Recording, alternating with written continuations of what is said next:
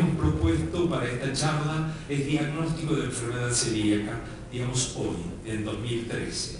Y voy a hablar de algunos aspectos que los he tratado de definir en estos 7 puntos, definiciones y aspectos clínicos. Me parece que para una comunidad heterogénea y en un lugar donde parecería que la enfermedad celíaca no es un tema importante, o por lo menos no es asumido como un tema importante en la generalidad del sistema de salud, merece mencionarse. Alguna serie de argumentos de por qué debemos diagnosticar la enfermedad celíaca. Voy a hablar de cómo se hizo el diagnóstico de la enfermedad celíaca y algunos hitos históricos que nos van a llevar a la apreciación final de cómo es el diagnóstico actual de la enfermedad.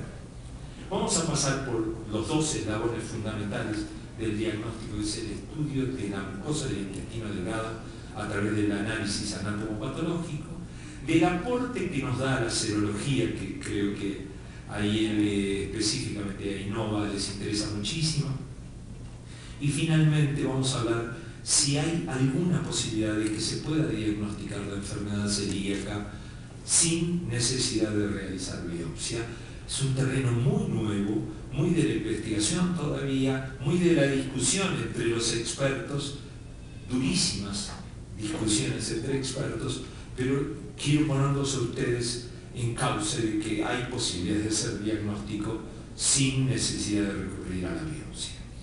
Como van a ver ustedes en el futuro, en los próximos diapositivos, yo me voy a manejar mucho con evidencia científica, pero una de las cosas que ha ocurrido y que está recientemente publicado en la revista CAT es que se ha tratado de redefinir conceptos en enfermedad celíaca, porque hay una variedad de conceptos que estaban dando vuelta que resultaban incongruentes en algunas circunstancias y probablemente al lector le resultaba muy difícil interpretar el mismo término en trabajos diferentes.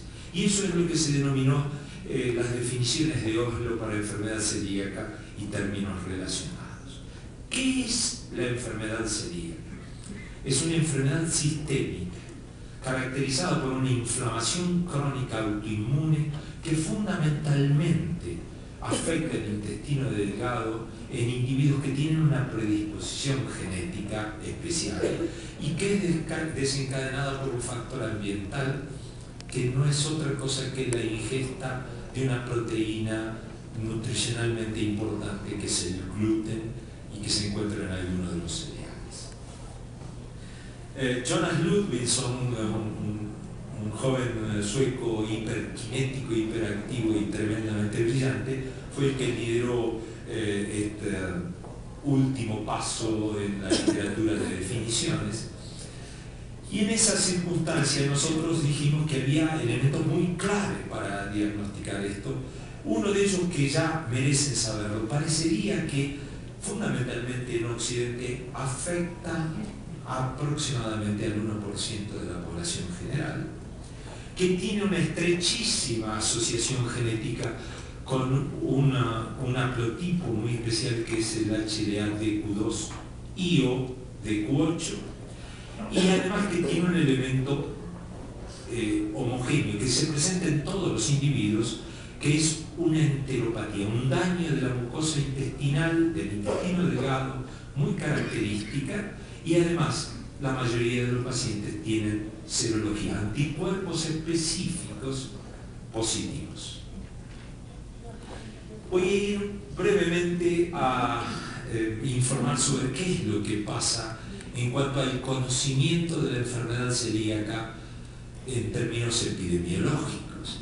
Y se ha hecho mucho en los últimos 15 años, 20 años, a partir de algunos trabajos. El primer trabajo que estudia epidemiológicamente la enfermedad celíaca es Suecia, que lo hacen donantes de sangre en una población no adecuada para hacer un estudio epidemiológico, pero ese queda el puntapié inicial.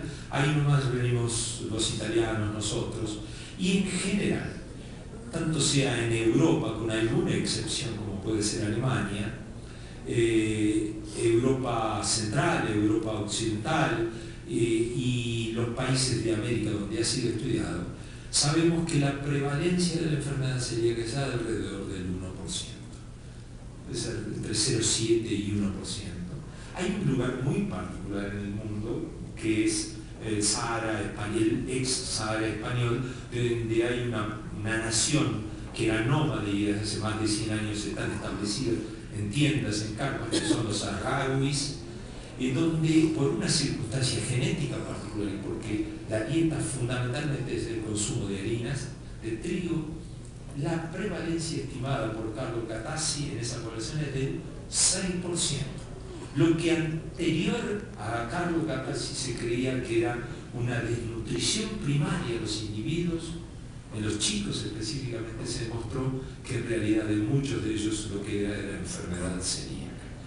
Tiene que ver lo genético, un hecho muy particular de esta comunidad muy cerrada, que es la consanguineidad que tienen ellos, y obviamente en el otro extremo el factor ambiental y el consumo extraordinariamente elevado de trigo. Ahora, ¿ustedes saben qué es lo que pasa en México? ¿Tienen alguna idea ustedes de trabajos en relación a enfermedad celíaca en México? Probablemente la mayoría de ustedes digan, la verdad, no conocemos. Y hay probablemente más en México que en muchos lugares del mundo. Yo puedo tener algunas observaciones en cuanto a la técnica epidemiológica, pero me parece que es una orientación muy válida esto que yo les voy a mencionar. Remestrocchi, que por alguna circunstancia hoy no pudo estar aquí en esta reunión, publicó un estudio hecho en donantes de sangre donde estimó que la prevalencia era de casi el 3% de la población de donantes. 3% de la población de donantes de sangre. Y esto es muy alto.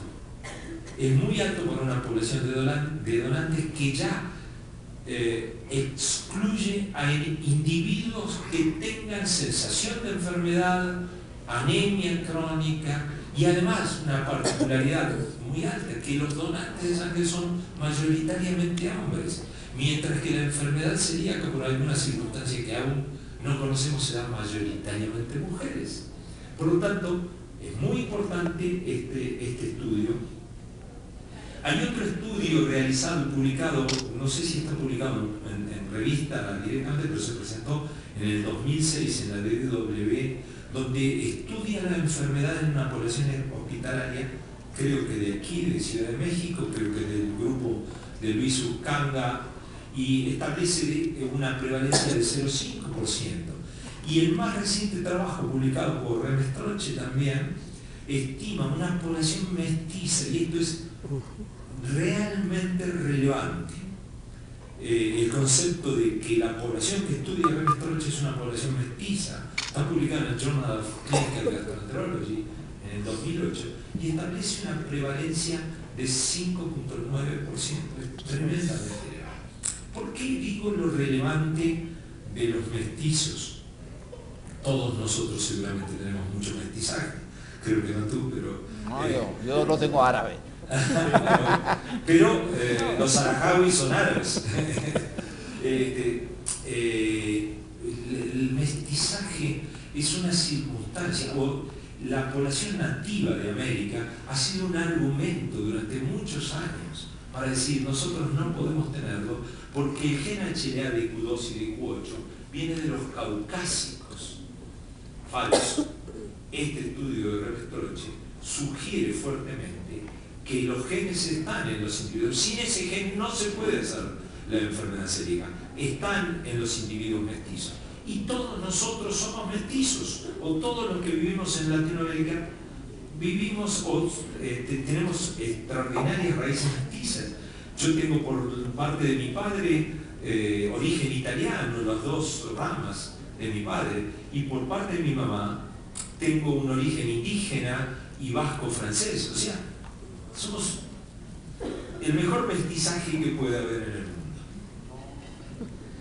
Ahora, es importante conocer algunos aspectos clínicos de la enfermedad celíaca, que muy bien hace más de 20 años un autor inglés lo asemejó. Esto es una semejanza que se trata de aplicar mucho en la epidemiología y asemeja a la enfermedad celíaca desde el punto de vista clínico a un iceberg.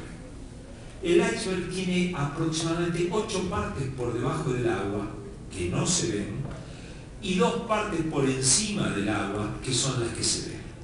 Y lo que nos pasó durante muchos años es que nosotros vimos durante todos estos años todo lo que estaba por encima del nivel de agua. Esto es, vimos a los individuos claramente sintomáticos, los que más enfermos están de toda la población celíaca. Y en realidad no estamos viendo a aquellos individuos que tienen enfermedad subclínica.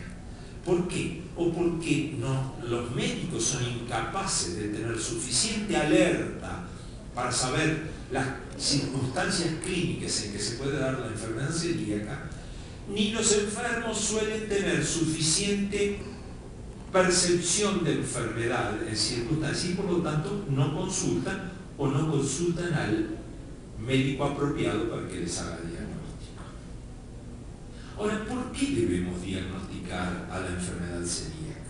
Porque la enfermedad celíaca tiene una serie de complicaciones y esas complicaciones pueden modificarse por la implementación del tratamiento específico que es la dieta libre de gluten.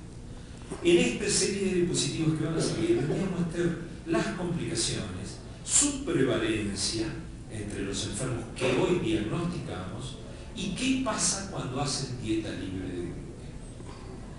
Los enfermos celíacos tienen alta chance de tener enfermedades autoinmunes. La más común de todas es enfermedad tiroidea autoinmune, pero también puede tener hepatitis autoinmune, afectaciones de otras glándulas, diabetes insulino dependiente, y afecta entre el 2 y 35% de los pacientes. Y esta afectación de los pacientes se incrementa en prevalencia a medida que el diagnóstico de enfermedad celíaca se hace más tarde, lo que quiere decir que en la aparición de la enfermedad autoinmune asociada, algo tiene que ver la enfermedad celíaca.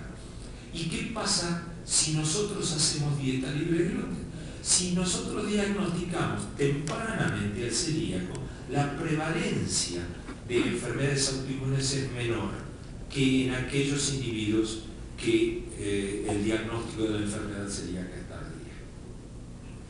Osteopatía, enfermedad ósea celíaca. La osteoporosis es muy prevalente, entre el 10 y el 40%, 45% de los enfermos que hoy diagnosticamos tienen daño en la masa ósea y claramente hemos demostrado hace ya muchos años, nosotros fuimos líderes en esto, que la enfermedad desaparece, el daño óseo tiende a desaparecer con la realización de la dieta libre de gluten.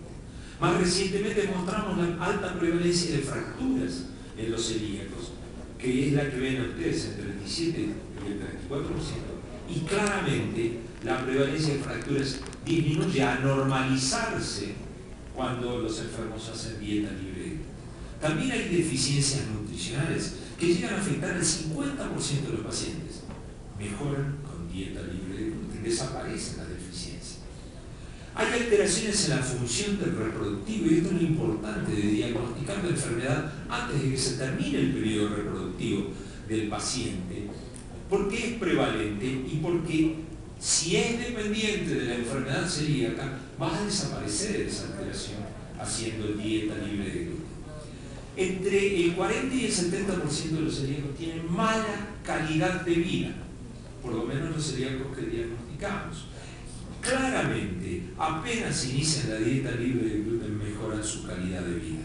El punto es que la calidad de vida suele ser tan mala en mucha de esta gente que es equivalente a la de enfermedades terminales o enfermedades muchísimo más severas que la enfermedad celíaca.